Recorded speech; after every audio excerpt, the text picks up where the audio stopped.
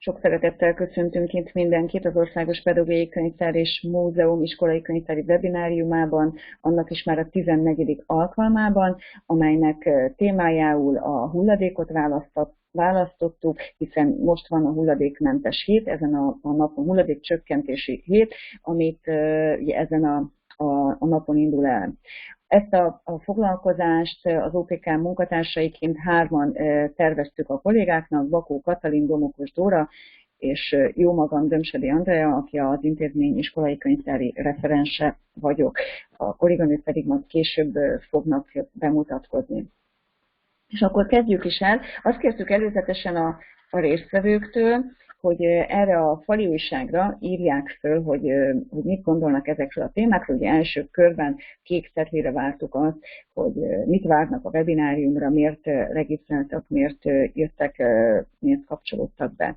Ugye az első cetlin azt szerepel, hogy hát a könyvtárhasználati órákon is érdemes megerősíteni és személyes példát adni a környezetvédelmi témákkal kapcsolatban, és hát nyilván a hulladékcsökkentéssel kapcsolatban is, ezzel maximálisan egyetértünk. Nyilván ezért is hoztuk létre ezt a webináriumot, hogy ebben segítsünk.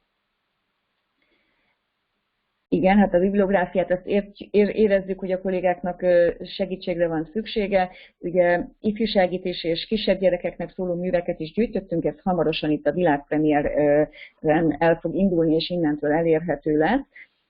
Mert hogy hát elég sokféle környezetvédelmi témájú kötet érhető el, és ezek közül ugye válogatni érdemes, és ehhez ugye annotáltan tettük közé ezt a bibliográfiát, tehát hogy azt reméljük, hogy ez majd segíteni fog, de mindjárt meg is mutatjuk.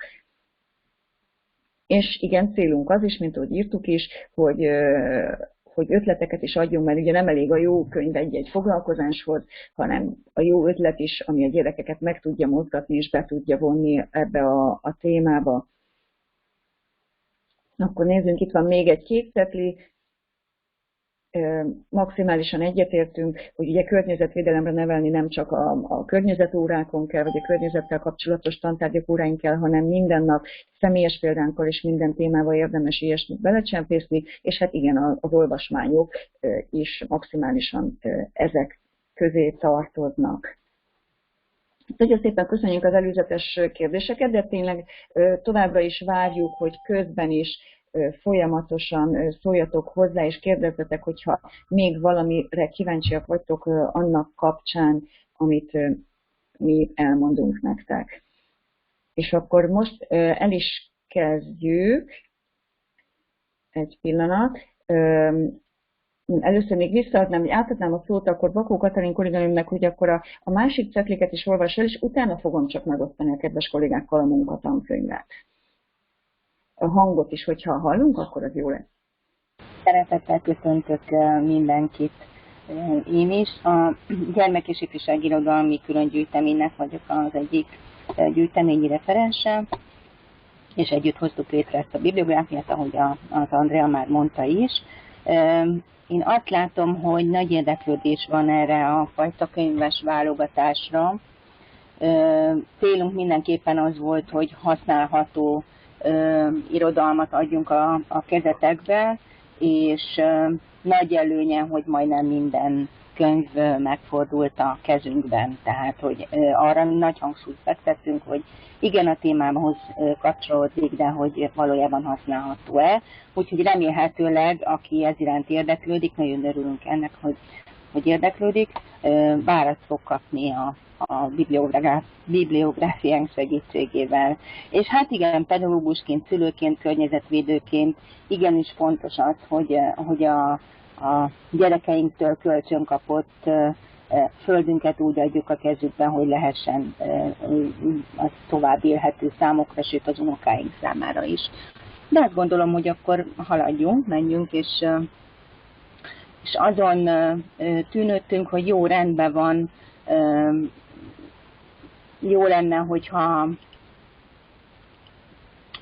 átnéznénk, hogy valójában mi is ez a hulladék. És hát valójában elég sok definíciót találtunk erre.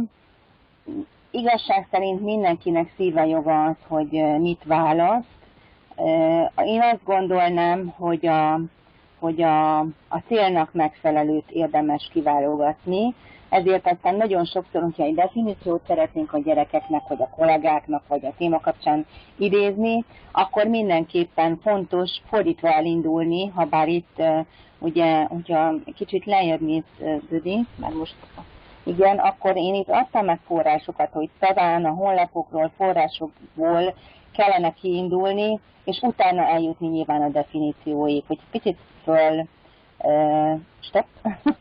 Jó, az mindenképpen fontos, hogy a szemét és a hulladék között tegyünk különbséget, hiszen ezáltal nagyon könnyen el tudunk jutni a fő témáig, a hulladékcsökkentés témájáig, és amint látjátok az egyes pontban, azért egy joghelyet is idéztem, tehát hogy a nagyobbaknál, illetve azoknál a idősebb résztvevőknél, akik már értik ezt a szintet, azoknál mindenképpen jó tudatosítani, hogy van egy egyéni megélés, hogy igen, a hulladék az, ami már nem kell, és kidobom abba a kukába, de valójában ennek van törvényi háttere is, és nagyon sokszor érdemes ezzel tisztában lenni, főként, hogyha bármi problémánk van, vagy információt szeretnénk ez ügyben feldolgozni. Úgyhogy én 3 fontos honlapot, illetve forrást adtam meg számotokra, ahol tovább lehet tájékozódni. Az egyik a Herman Otto Intézet, az ő kiadványukból emeltünk rá a bibliográfiába, majd hát esetleg meg is mutatom, nem tudom, hogy látjátok el. Ezt a kiadványt le is lehet tölteni, valójában egy olyan gazdag kiadvány, amit általános iskolától egészen a gimnáziumig lehet használni, annyira sokrétű. Nem lehet kikerülni a Hulladék Munkaszövetség, és ezt a kiadványt a Herman Otto Intézet adta ki. Nem lehet kikerülni a Hulladék Munkaszövetségnek a honlapját.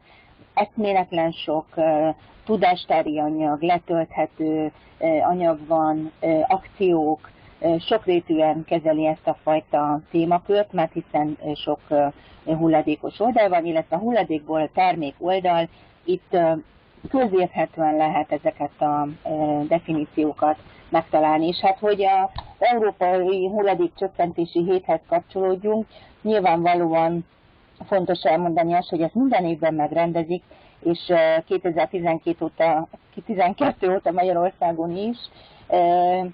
Érdemes az osztályokban, érdemes a könyvtárakban, érdemes a szervezetünkben ezt a fajta tudatosító hetet kihasználni, hiszen nagyon mindannyian tudjuk, hogy persze 1-2 napig, amikor lekapcsoljuk a villanyt, vagy szelektíven gyűjtünk, rendben van, de hogy akkor érünk el igazán bármit, hogyha egyénileg az év 365 vagy 366 napján ezt megéljük. És akkor hát Andinak volt egy, Düdinek, bocsánat, volt egy jó kis felvetés, át is adnám neked a szót.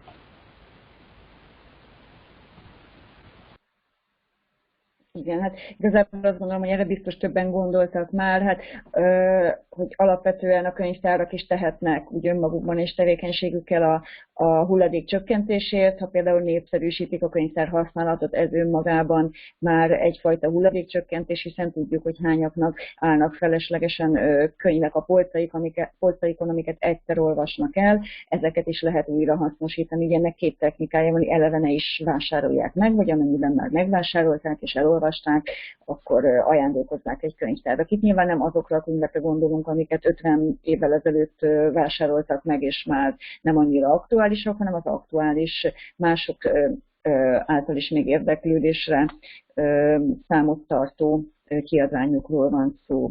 És akkor, kedves kollégák, ezt azt mondom, hogy nem kell tovább magyarázni, ezt értjük, de akkor kezdjük el kifejezetten akkor a könyvajánlóval foglalkozni. Nézem, hogy hányan kattintottatok már a fájlra. Ugye betettem a chat ablakba, többen itt vagytok már. Ugye nagy segítség az, hogyha oda kattintotok a fájlban, ahova éppen néztek, mert akkor látjuk, hogy tudtok-e jönni velünk. Tehát akkor meg fogom itt látni, itt ugye a 2-es blokk, nem mutattam az elején, de aki eltéved a fájlban, a tartalomjegyzékben oda kattint, ahova menni szeretne, jelenleg ugye a 2-es blokkot javaslom, a felugró ablakra pedig rákattintva odaugrik a tartalomjegyzék segítségével a szövegben, ahova szükséges. Látom, hogy akkor már többen itt vagytok, a fájban is már 8-an. És akkor azt kérném, hogy akinek most eszébe jut erről a témáról valami, hiszen nyilván aki idejött, az úgy érdeklődik és nyitott szemmel járt eddig is. Látom, hogy a többségünk könyvtáros, tehát biztos láttatok már olyan könyveket, ami a hulladékkal kapcsolatos volt, és megakadt rajta a szemetek. Ami erről eszetekbe jut, bibliográfiai adatokat, kérem, hogy osszuk meg egymással, hogy lássuk, hogy egyrészt, hogy mi is ki tudjuk majd egészíteni a foglalkozás után az ajánló bibliográfiát, hiszen több szem többet lát, és hogy lássuk, hogy miket ismertek a témában. Jó, ugye úgy működik az ebben a táblázatban, szeretném kérni, hogy kattintson mindenki, akinek valami eszébe jutott egy olyan sorba, ahol még nem áll kurzor, és akkor oda elkezdhet rögtön gépelni. Ugye 14 sort állítottunk be előre, de ha kell, bővítem. Lássuk, hogy a kollégáknak mi jut eszükbe.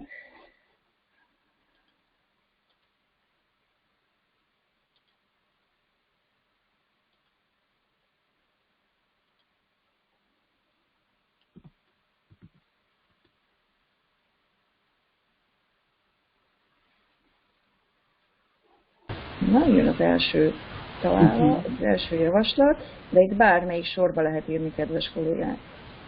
És olyat is lehet írni, olyan művet, akár szépirodalmi, akár ismeretközlő, amelyik csak részben foglalkozik ezzel a témával, vagy jó, apropó arra, hogy erről a témáról beszéljünk, mert hiszen mi is emeltünk be ilyet a bibliográfiában, majd fogjátok látni.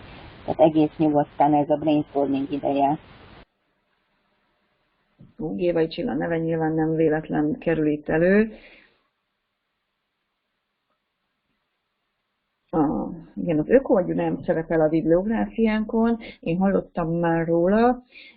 Ez nyilván nem elsősorban pedagógusoknak szól, hanem szülőknek, hogyha jól sejtem, de hogy ha rosszul mondom, akkor szóljon bele az, aki írja, vagy írja oda, hogy mit gondol róla, de azt gondolom, hogy egy ilyen szülőknek szóló ötletgyűjteményben biztos, hogy a pedagógusok is találnának olyat, amit egy foglalkozási projekt keretében fel lehet használni.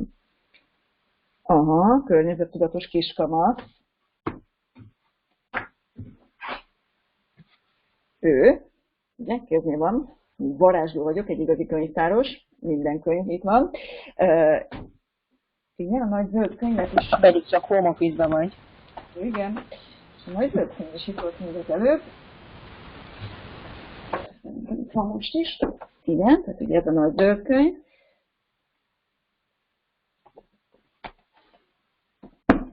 És akkor itt valaki beírta a százasságot, ez sajnos nem nálam, van egy másik kolléganőnél, de az is egy nagyon alkalmas könyv.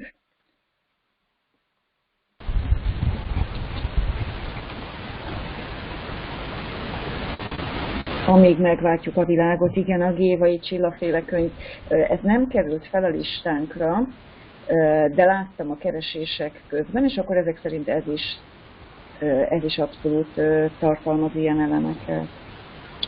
Azt azért hozzátenném, hogy amikor válogattuk, akkor arra kifejezetten figyeltek, hogy nagyon nehéz dolgunk volt, mert hogy valójában minden környezetvédelemmel, meg környezettudatos életmóddal kapcsolatos könyv foglalkozik valamilyen szinten a hulladékokkal, illetve a hulladékgazdálkodással. Tehát voltak ilyen bélre menő viták, de hogy mi kerüljön be és mi ne. De nagyon figyeltünk arra, hogy tényleg az kerüljön be az a mű, amelyik dominánsabban vagy legalább 2 fejezet vagy téma erejéig foglalkozik ezzel. Itt közben egy kolléganő a chatbe írt be, bemásoltam ide a Globi is itt van a kezemgyében.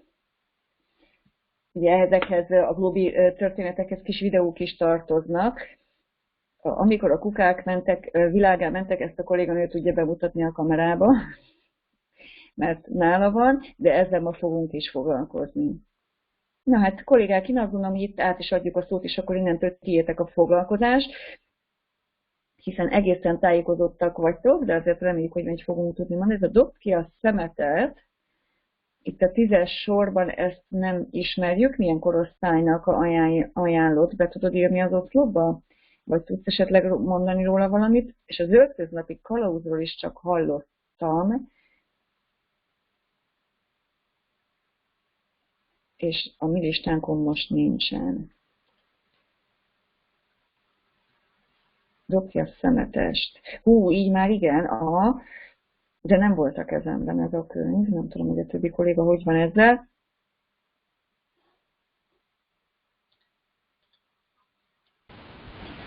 Nekem se, de megoldjuk. Hát majd lesz, reméljük, csak hogy most ugye itt nézem, hogy itt közben még jött a chatben egy üzenet, ezt is bemásolom, ez a Micsoda pazarlás című.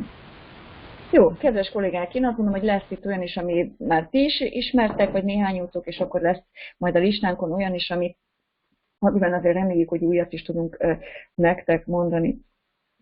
Vissza is adnám a szót Bakó Katalinnak, hogy akkor mondjon néhány szót a gyűjteményről, hogy hol is és mint is válogattunk, és hogy és miért tudunk mi nektek segítséget adni. Hanggal. Elég nehéz röviden, tömören beszélni a szerelmünkről, de azért megpróbáltuk, tehát valójában a gyermek- és ifjúsági irodalmi különgyűjtemény a kezdetektől fogva nagyon fontos gyűjteménye, különgyűjteménye az OPKM-nek. Ez egy gyermekkéz nem látó gyűjteménye, ahogy Péter Szirita igazgatóasszony szokta mondani. Helyben használható az állománya, mint az összes különgyűjtemény az OPKM-ben, hiszen a gyermek- és ifjúsági irodalmat főgyűjtő körben elsősorban kutatási célra szoktuk gyűjteni, tehát ez egy nagyon fontos, hogy nem közkönyvtári feladatot lát el, hiszen szakkönyvtár, hanem mindenképpen a kutatók, a pedagógusok, a tanárjelöltek és minden érdeklődő segítségére úgy áll, hogy helyben lehet használni. Ugyanakkor a használói igényeket fölismerve a többlet példányokból kialakítottunk egy olyan kölcsönözhető állományt, amelyet például egyrészt belső kölcsönzéseket az oktatási hivatal kollégái, munkatársai használják, de minden beiratkozott olvasó kölcsönözheti nyilvánvalóan.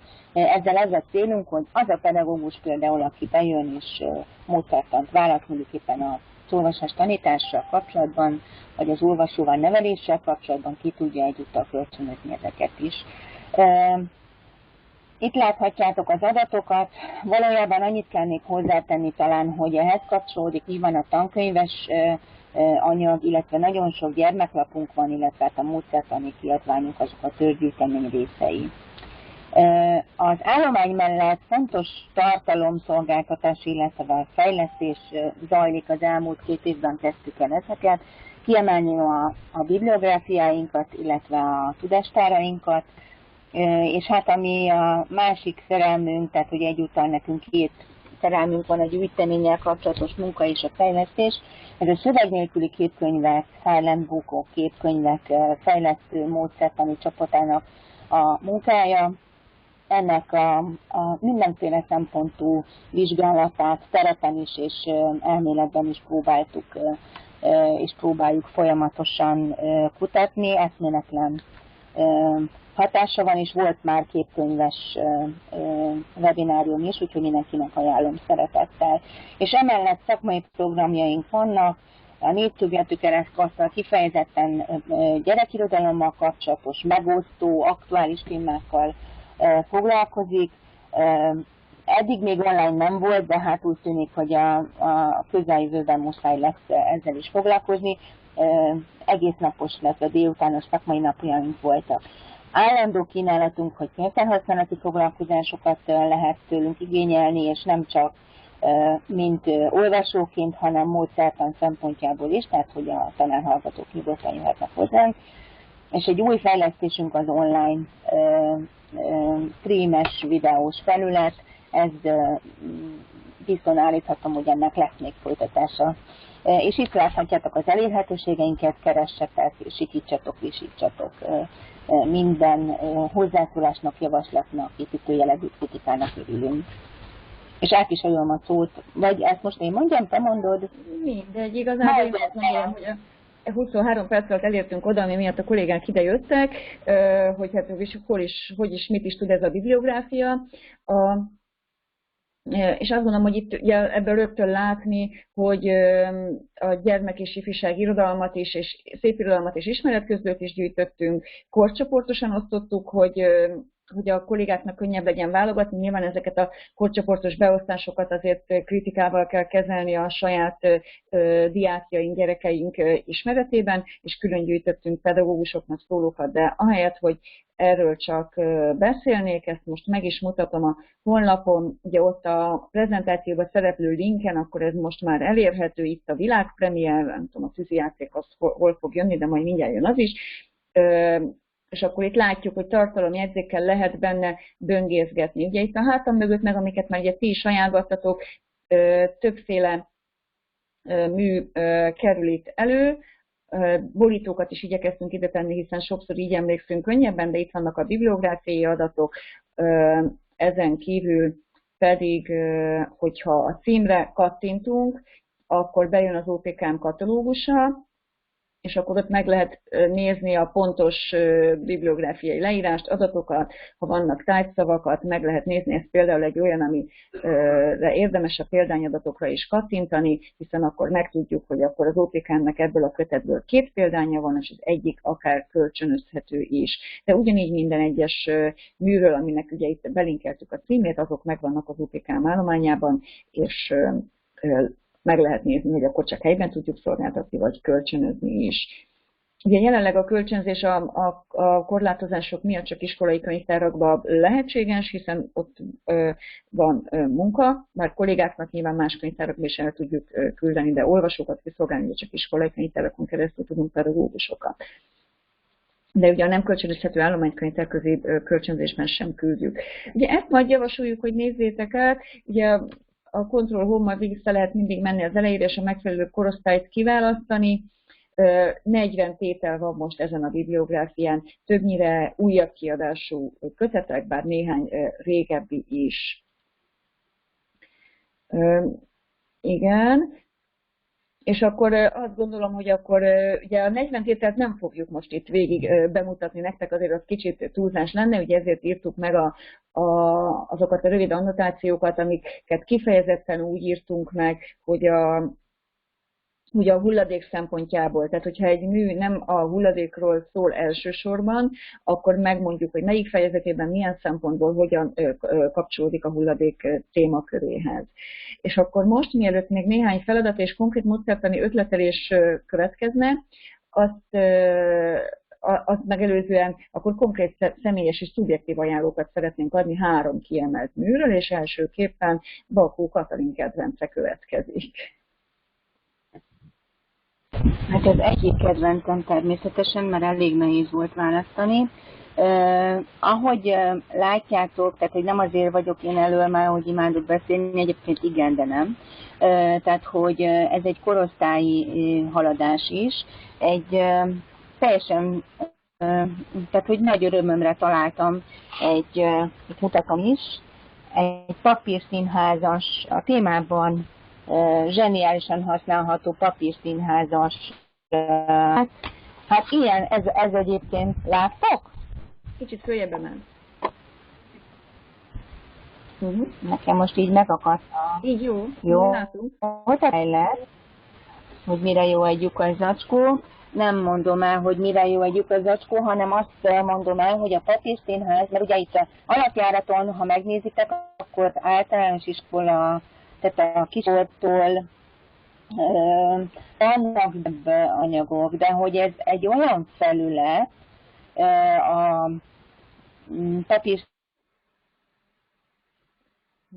színházas felület, amit már óvodában lehet használni, és egy átmenetet tud képezni az írni, olvasni még nem tudó, és már az író olvasó gyerekekhez, és köszönöm Dödinek, hogy oda ment a bibliográfiára, hiszen hogyha egy kicsit lejjebb görgetsz, akkor ott van egy képkönyv, ami ugyanezzel, csak szöveg nélkül, tehát ugyanígy a hulladékokkal kapcsolatos, a szöveg nélküli képkönyvek nyilvánvalóan, ahogy a nevükben is benne van, szöveg nélkül mondanak el a vizualitásukkal, az illusztrációkkal egy történetet, és valójában azt szokták mondani, hogy silent book, de nem csendes könyv, hanem itt, hogy beszéltető könyv, tehát hogy ennek kapcsán zseniális beszélgetéseket lehet a gyerekekkel elkezdeni, és akkor átadom a szót a Bóbinek. Igen, az én személyes kedvencem ebből a listából ez Békés Pál Lomtalanítás a Fehér Lófia utcában című kötete, nem tudom, hogy hányan ismeritek. Ez egy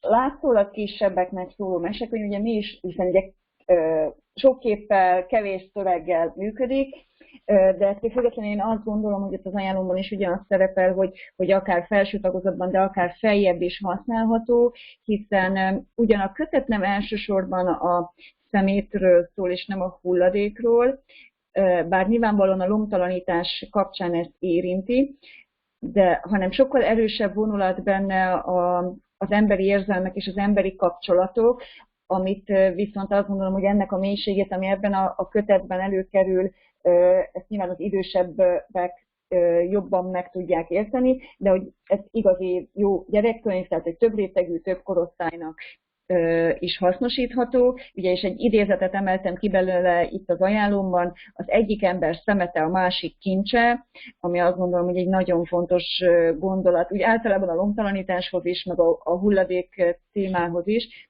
És ugye a lomtalanítás még azért egy olyan téma, ami miatt ezt választottam, mert hogy a többi hulladékos kötet nagyon sokféle szempontból közelít, de például pont a lomtalanítás témája az, ami így kevésbé van jelen, tehát hogy sok minden más szempontot, mert az annotációból látjátok, ott vannak, de ez egy kevésbé hangsúlyos, miközben pedig szerintem nagyon fontos téma.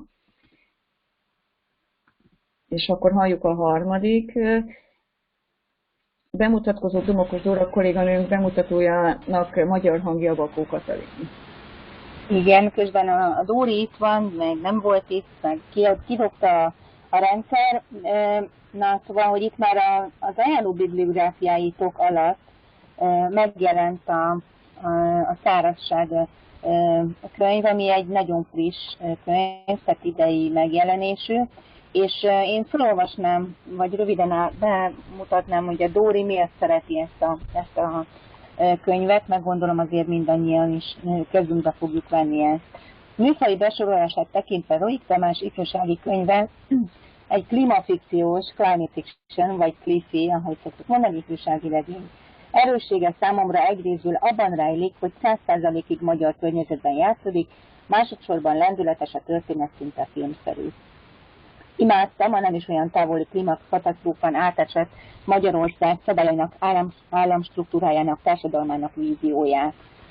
A hulladékcsökkentés megvalósítására a regényben rengeteg példa olvasható, például a szuperműzli, melyben egy komplett étkezés tápanyagértéke koncentrálódik, vagy a főszereplő, aki egy tehetséges képregényre rajzoló kamasz fiú, de még soha nem használt papírt, ceruzát, minden ötletét digitálisan valósítja meg.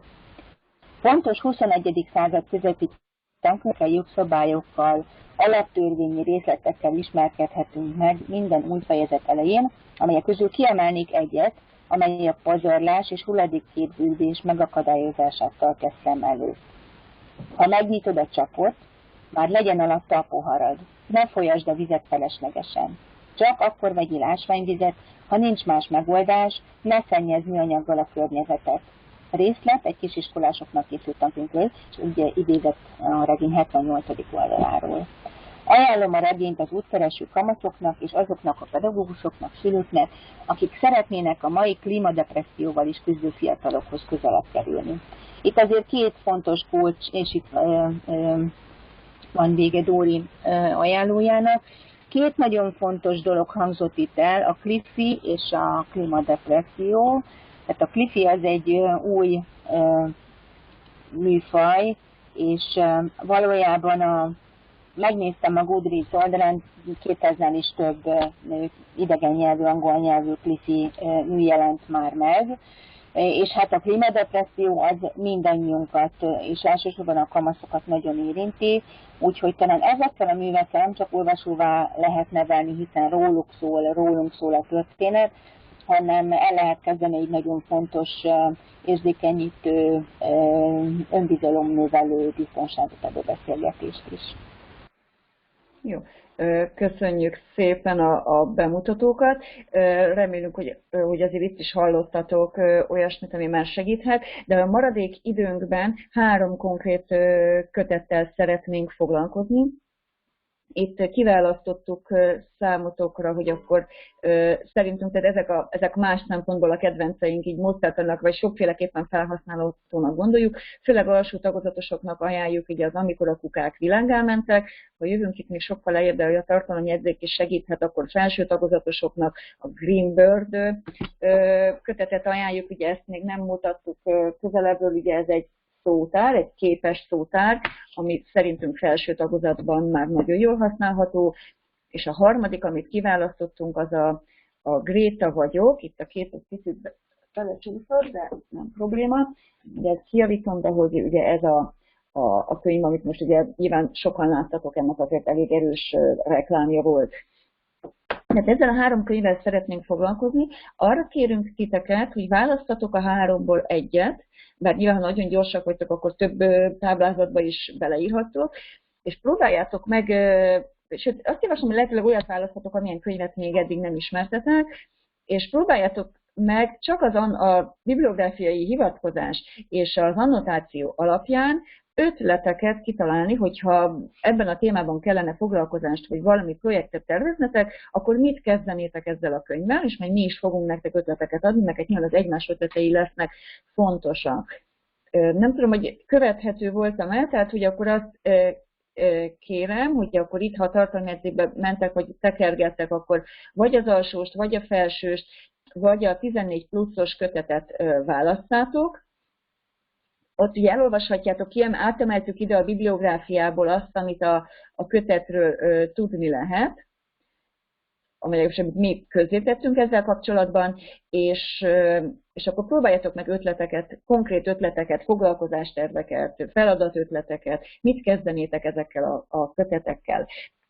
Mi most egy picit próbálunk azért csöndben maradni, olvasgatjuk, hogy miket írtatok, és akkor utána jön majd egy kb. 5 perc múlva egy olyan megbeszélés, amikor végignézzük az ötleteket, és akkor annak kapcsán nyilván újabb inspirációkat fogunk kapni. Jó, itt már látom, hogy a Grétával kapcsolatban megy. Tehát ugye a fájlban, amit beküldtem, és igen, köszönöm szépen Erikának a visszajelzést, a Békés Pál könyvet én már korábban is nagyon imádtam, de most, hogy így eszembe jutott, hogy ehhez a témához kapcsolódik, így különösen örülök, hogy itt erről most beszélhettem.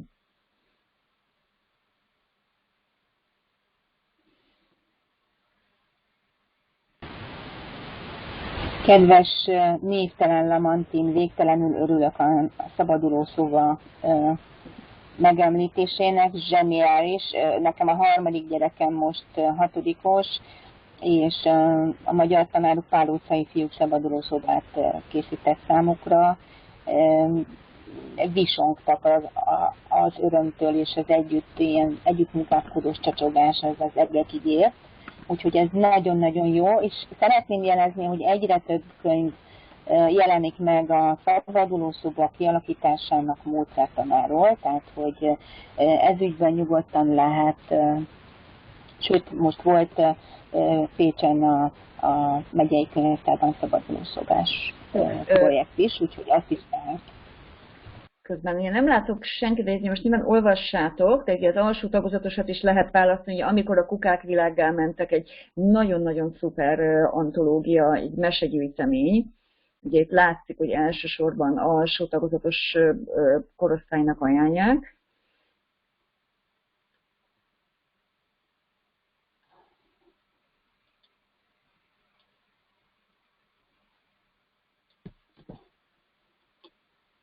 Máshol nem a cseppre érkezett.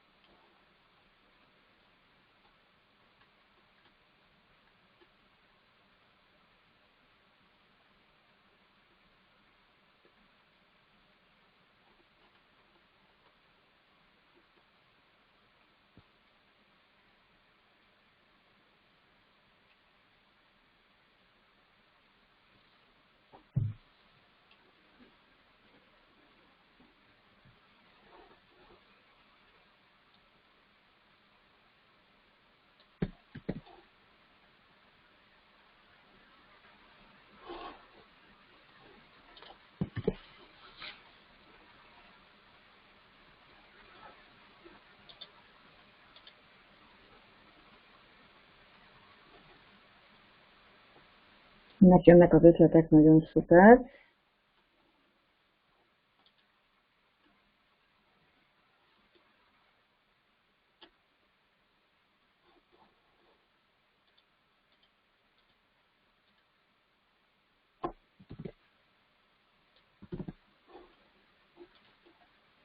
Másolom újra a linket a chat ablakba.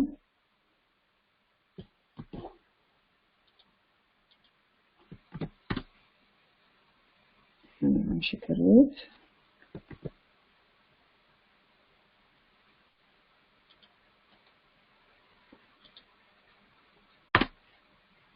Most talán. Igen.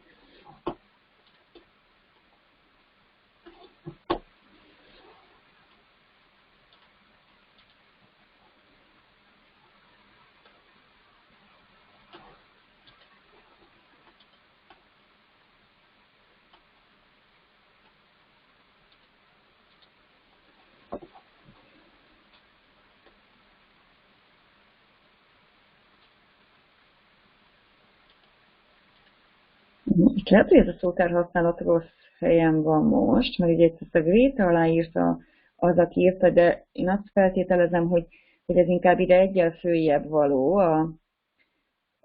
a Greenbirdhöz, de persze folytassa az, aki írja, hogyha meg tudja magyarázni, hogy még köze a szótár használatnak a Gréta kötethez, mert végül is lehetséges.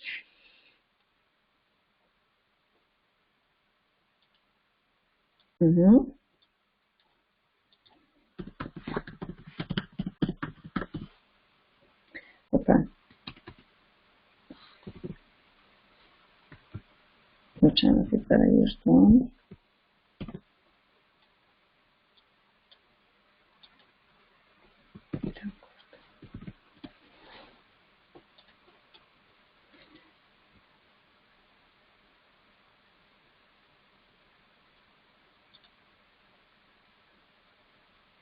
Jönnek a szót, igen. A szótár kötet nyilván könyvtárosként jól el tudja indítani az embernek a fantáziáját. Ugye erről a kötetről azt nem mondtam még, hogy ugye ez egy különleges kötet, most nem tudom, hogy a képernyő meg tudom-e majd jól mutatni, hogy ugye látjátok, hogy ott vannak az ilyen vágójelek a kötet sarkában, tehát ugye arra van az egész, arra a szituációra van felépítve, hogy az olvasó, tehát ugye a gyerek, társszerzője ennek a kötetnek, és ezért az elején, tehát ettől ilyen munkafüzetszerű, hogy nincsenek rendesen az ábrák kitöltve, tehát ugye a gyerekeknek kell befejezni a szavakat például. És hát ugye az is egy érdekesség, hogy ugye a képes szótáron kevesebb szó van, mint magában a szószeretben hátul, tehát hogy nagy lehetőségek vannak ugye ennek a bővítésére. Jó, nézzük, hogy közben alakul a másik is, akkor aztán végig fogunk menni. Ugye úgy látom, hogy a kukák, tehát hogy vagy kevesebben vannak, akiket az alsó tagozat érdekel, vagy ezt a kötetet mindenki ismeri, és nem ezt választottátok. De igen, itt közben valaki ugye a chatbe ír be egy ötletet, akkor én azt átmásolom. Ja, nem jó, sikerült másolnom, nem.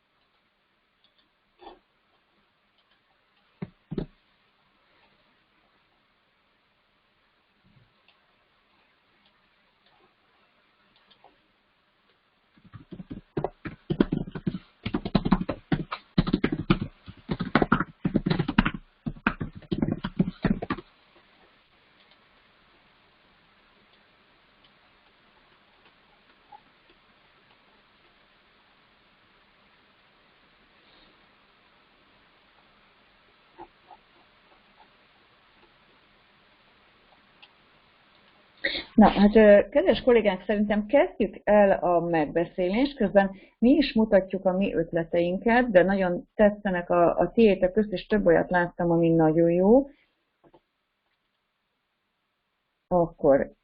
És akkor azt kérem, hogy akinek még ennek kapcsán ötlete van, az nyugodtan vagy írja bele, vagy kapcsolja be a mikrofonját és szóljon, vagy pedig ugye a chaten is írjon hozzá. Tehát akkor menjünk sorba, én azt javaslom, az alsó tagozatos kötet, ugye ez Amikor a kukák világgá mentek, ez 2020-as válogatás, sőt nem is válogatás, mert szerintem ezek a mesék ebben a kötetben jelentek meg először, de ez egy antológia, sok szerző, sok illusztrátornak a munkája. A kolléganő ki is gyűjtött, hogy melyik mesék, még ettől több mese van a kötetben, de ezek azok, amik kifejezetten kapcsolódnak a hulladék témához, és itt a szögletes zárójelben az is szerepel, hogy milyen megközelítésben, tehát látjuk, hogy veszélyes hulladék, szelektív gyűjtés, ugye a szelektív gyűjtés elég erős az irodalomban, mármint az ide vonatkozó irodalomban sokféle ezzel kapcsolatos anyagot találhatunk. Ugye itt a drámafoglalkozásról nem tudtuk meg, hogy mi az, ami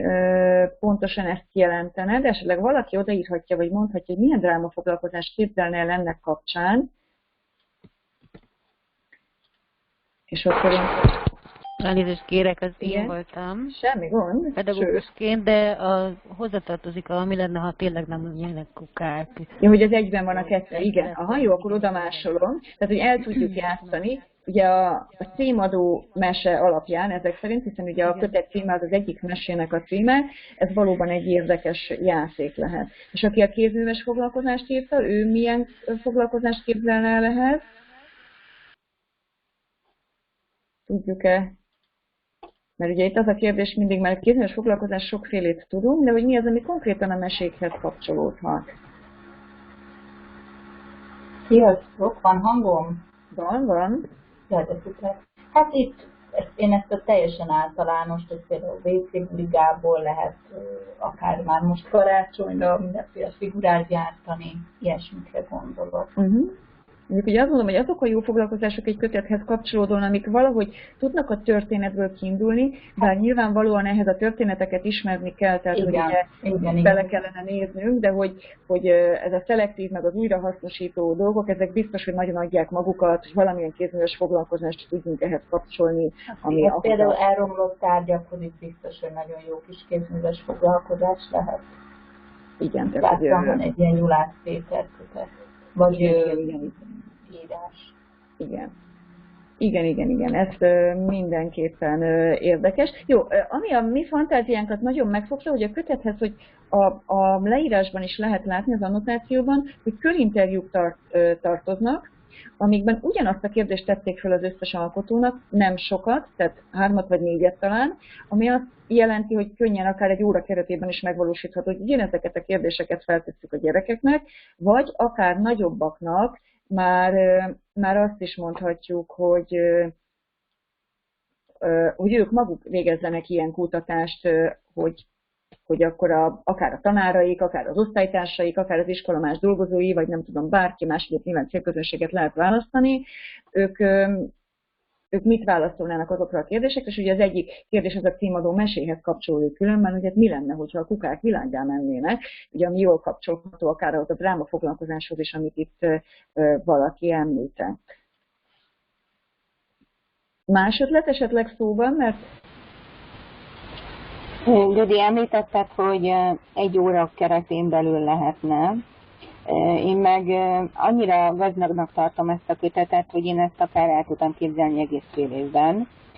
És mondjuk alsó tagozatban, ahol azért nagyobb esély van a tantárgy közti, tehát a tantárgyak közötti átmenetre, én például biztos, hogy tudnám kapcsolni az etika órát hozzá, a környezetismeret órát, nyelvtanhasználat órát, magyar órát, matek órát, technika órát, tehát hogy gyakorlatilag végig lehetne vinni különböző technikákkal, és szerintem nekem a mániám a kooperatív módszertan, szerintem ezzel a mesés anyaggal nagyon jól lehetne szocializálni őket a kooperatív csoportmunkás módszerek meg. Igen, alapvetően, tehát hogy ez szerintem tök fontos, hogy maga az egész környezeti téma is a problémák megoldása és kooperációt igényel, tehát hogy nagyon illik hozzá a kooperatív technika. Ugye nekem is volt egy ilyen ötletem, ami kifejezetten erről szól, hogy én, nyilván ez egy hosszabb projekt, de megpróbálkoznék azzal, hogy a különböző csoportokban a gyerekeknek adnám ki ezeket a meséket, hiszen ugye elég sokat lehetett itt a szeméttel kapcsolatban kigyűjteni, hogy mindenki a maga meséjébe gyűjtse ki a kulcsszavakat, hiszen látjuk, hogy többféle a megközelítés, és hozzunk össze egy ilyen mesei fogalmi térképet, esetleg a szereplőket is helyezzük el rajta, hogy hogyan is lehet ezzel a témával foglalkozni, milyen jellegű problémák vannak ezen a témán belül. Akkor tovább, hogy a többi kötetre is legyen idő, nézzük, hogy mit tudtatok kezdeni ugye ezzel a szótárral, amit már ugye az előbb itt mutogattam a kamerában, hogy ez egy elég nagy alakú kötet. Ugye 1200 szó, 13 tematikus rajz, és lássuk az ötleteiket. Ugye egy boltot, csomagolásmentes boltot, ugye szükséges szavakat fel kellene használniuk angolul, igen. Tehát, hogy nyilván ez egy jó kis angolórai szituációs feladat. Igen, akkor nézzük a másikat, a közös szótárkészítés, ugye ez nagyon adja magát, különösen, hogy ez a kötet fel is szólít erre, hogy a gyerekek részt vegyenek ebben, kooperatív munkában, civilizációra, igen, célnyelvi tudásbővítő foglalkozás, abszolút osztályszótárt is készíthetnek, ugye ők milyen szavakat használnak, ugye ez akár még magyarul is működhet, hogy az ő magyar szókincsükben vajon milyen szavak szerepelnek, hiszen ugye ez egy kétnyelvű szótár, tehát definíció egyikben sincs. Tehát ez egy további lehetőség, hogy definíciókkal vagy meghatározásokkal is kiegészítsük, és akkor már ugye egy más típusú nyelvi szótár lesz belőle, egy értelmező szótárat is lehet készíteni belőle. És akkor igen, a szótárhoz kapcsolódóan mindenféle ötleteket, hiszen az ábrák olyanok, amik ötleteket is adnak arra nézve, hogy a hulladékkal mit érdemes kezdeni. Mi is gyűjtöttünk néhány ilyen módszert, és akkor ezeket is ide másolnám, hogy lássák itt a résztvevők. Sikerült bemásolnom. Igen. Ugye, mint hogy az ajánlóból ki is derül, kifejezetten hulladékos oldal nincsen a szótárban, tehát így nagyon adja magát, hogy akkor gyűjtsük össze a hulladékkal kapcsolatos szavakat egy oldalra, ezt rajzolják meg, és készítsenek egy ilyen képes szótárt belőle. Ebben meg lehet kötni a kezüket, hogy végig kell lapozni az összeset, és onnan kell kigyűjteni a hulladékos szavakat, hiszen vannak több oldalon, ugye ezt az annotációban felsoroltuk, de azt is lehet, hogy ők saját kútfőből keresik a szavakat, és keresik hozzá a megfelelő angol nyelvű kifejezéseket. Ugye ehhez szintén a szótár szerkesztői munkához kapcsolódik, és akkor már nyilván fogalmi könyvtárhasználati, fogalmi bővítés is van, hogyha elmagyarázzuk, hogy mi az a második bővített, javított, átdolgozott kiadás, tehát hogy ezekkel a fogalmakkal mit lehet kezdeni, mit kell ezen javítani, hol érdemes tovább dolgozni vele, és hát nyilván a bővítés ugye itt is szóba jöhet.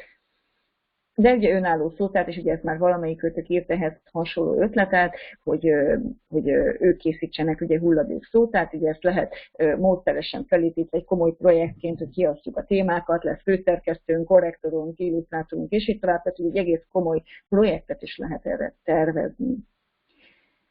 És akkor nézzük a harmadik kötetünket, ugye ez a Greta Thunbergről szóló kötet, ez ilyen nagyon szép kivitelű, bár igazából a többi is, ezt most így nem kellett volna ehhez hozzátennem, de nézzük akkor, hogy ti milyen ötleteket szedtetek össze nagyobbaknak, ugye mi ezt már azért nagyobbaknak ajánljuk, bár a kötetekben rövidek a fejezetek, de azért a szövegek inkább nagyobbaknak szólnak, tehát egy felső tagozat és középiskola, hiszen felszólít már kifejezetten akciócsoportok alakítására is.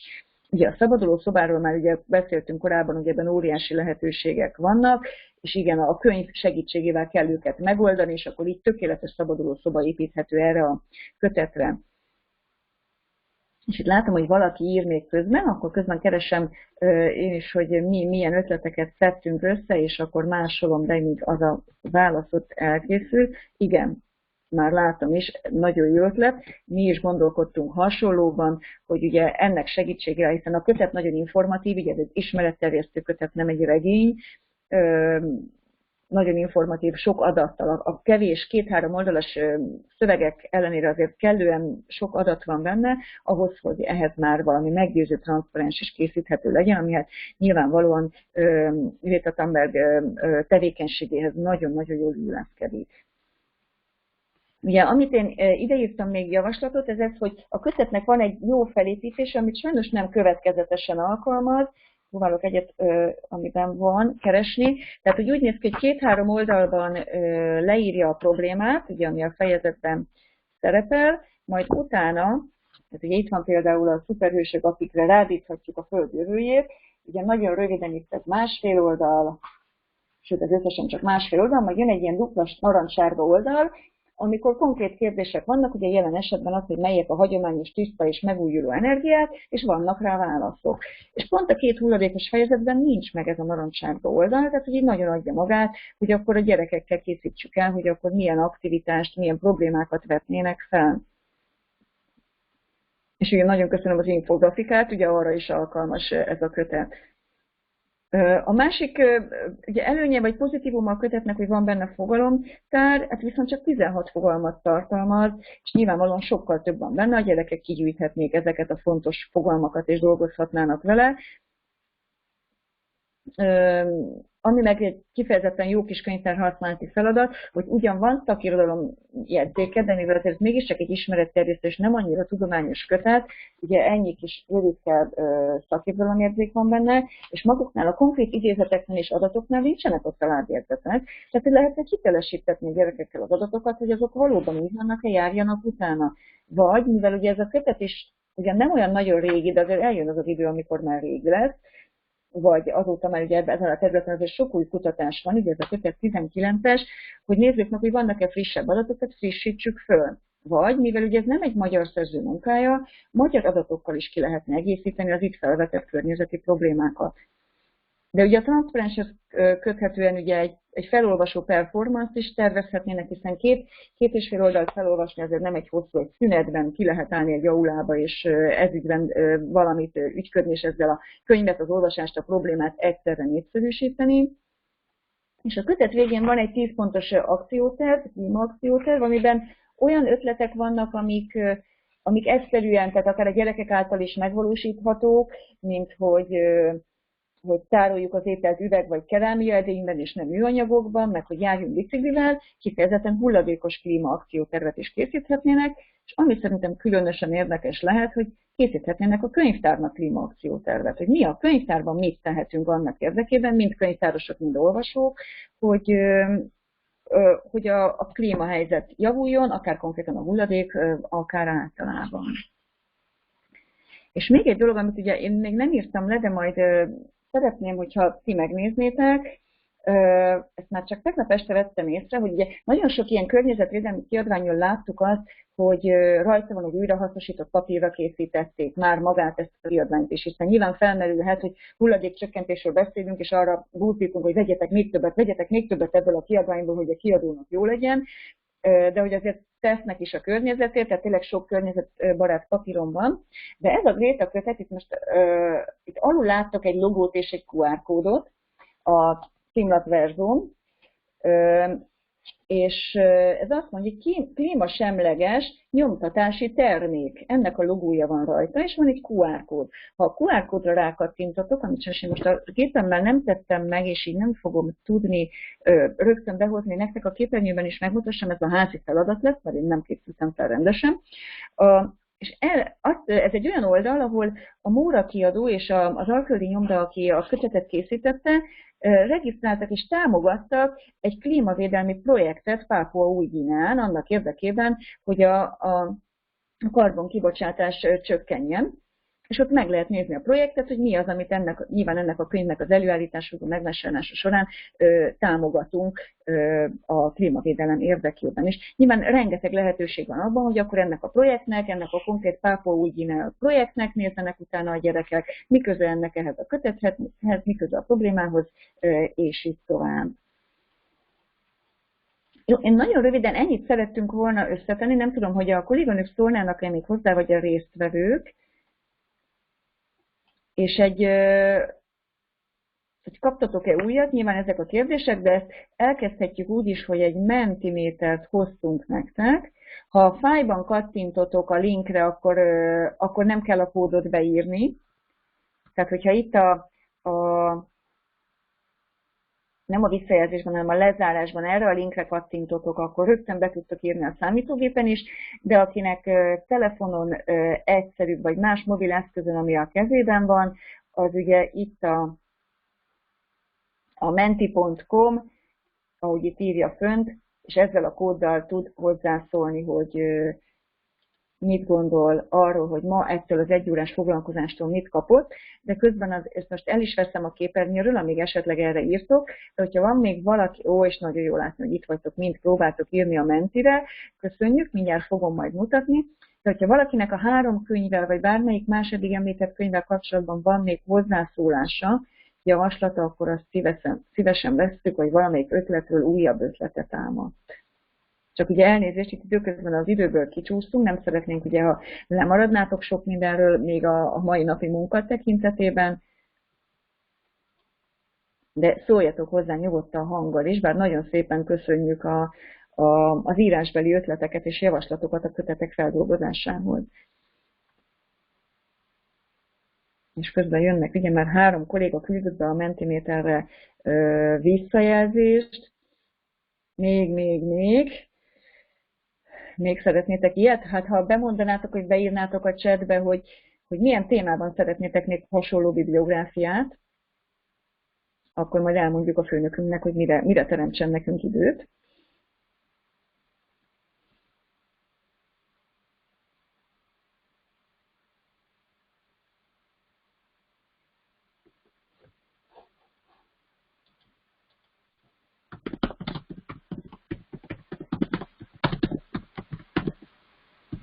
Na nézzük, azt mondja, hogy még bibliográfiát, könyvhöz foglalkozás, tehát komplet foglalkozás terület. Ugye ez nagyon nehéz dolog, én tudom, hogy a kollégák szeretik azt, hogy a foglalkozás terveket látnak. Én az utóbbi időben jobban hiszek inkább az ilyen ötletekben, hiszen a csoportok mindig mások, a helyzetek mindig mások, a kötetek is máshogy férhetők hozzá. Különben ebből a Grétás kötetből a Móra kiadó honlapján vannak fent mutatványoldalak, és pont az egyik, 2 fejezetet választottak ki, vagy talán 3, az egyik fejezet, amit kiválasztottak, az pont az hulladékos fejezet, tehát hogy nagyon jól kapcsolódik ugye ehhez a témához, és ugye ez a 2-3 oldal megtekinthető, és ezek azért ebben is egészen fiatalokhoz illő és jó illusztrációk vannak. Tehát lehet velük dolgozni. A szabaduló szoba, úgy látom, hogy többeknek tetszett, nagyon köszönjük ezt az ötletet.